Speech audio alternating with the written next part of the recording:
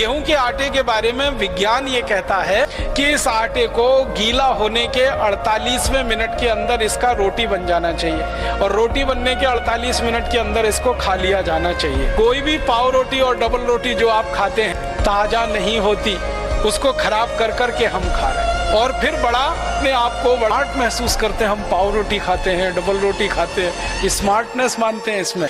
पढ़े लिखे घरों में, खासकर अंग्रेजी वाले घरों में इस तरह के भोजन का इतना तेजी से प्रवेश हुआ है कि भारत का विविधतापूर्ण व्यंजन अब उनके घरों से गायब हो गए हैं, बाहर हो गए। अब ये सुपर इडियोसिटी है या स्मार्टनेस है, इसको तय करने की अभी